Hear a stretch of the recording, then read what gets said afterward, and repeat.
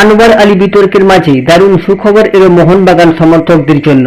Friends, 3 বছরের জন্য সবুজ মেরুনের সাথে চুক্তিবদ্ধ হলেন অস্ট্রেলিয়ান ফুটবলের সর্বকালের সর্বোচ্চ গোলদাতা জেমি ম্যাকলারেন। বেশ কয়েকদিন আগেই মোহনবাগানের চুক্তিপত্রে সই করে দিয়েছিলেন অস্ট্রেলিয়ান স্ট্রাইকার জেমি ম্যাকলারেন। তাহলে প্রশ্ন, কেন এতদিন খবরটা সমর্থকদের জানায়নি বাগান ম্যানেজমেন্ট? আসলে মোহনবাগান কর্তাদের পরিকল্পনা ছিল 29শে জুলাই মোহনবাগান দিবসের মঞ্চ থেকেই ঘোষণা করা হবে জেমির নাম। কারণ ভারতীয় ফুটবলে এই পর্যায়ে স্ট্রাইকার খুব কম এসেছে।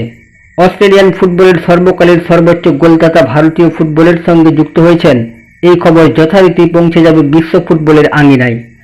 মোহনবাগান তাই চেয়েছিল 29শে জুলাইয়ের মঞ্চ থেকে সমর্থকদের সামনে ম্যাকলারেনের নাম ঘোষণা করতে। জেমিকে সই করানোর জন্য অনেকদিন ধরেই চেষ্টা চালাচ্ছিল মোহনবাগান।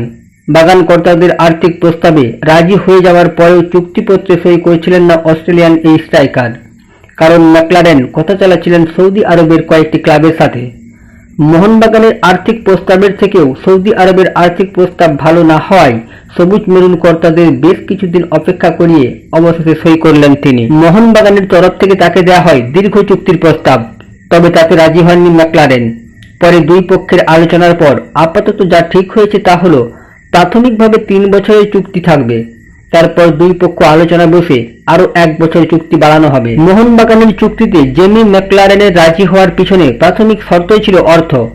দ্বিতীয়ত, দিমিত্রি পেত্রাতস ও কামিংসের মতো জাতীয় দলের ফুটবলাররা মোহনবাগানে থাকায় সবুজ মেরুনের জার্সি পরতে রাজি হয়েছেন ম্যাকলারেন। তবে কবে থেকে তিনি মোহনবাগানের অনুশীলনে যোগ দেবেন তা অবশ্যই জানা যায়নি। কারণ মোহনবাগান কর্তারা যতক্ষণ না সরকারিভাবে জেমি ম্যাকলারেনের নাম ঘোষণা করছেন ততক্ষণ পর্যন্ত নিজেও কিছু বলছেন না এই অস্ট্রেলিয়ান স্ট্রাইকার। তবে ম্যাকলারেনের যোগদানে সবুজ মেরুন ফরওয়ার্ড লাইন যে মারাত্মকভাবে শক্তিশালী হয়ে উঠল একথা বলাই বাহুল্য। এখন অপেক্ষা শুধু বাগানের জার্সি গায়ে অনুশীলনে ম্যাকলারেনকে দেখার।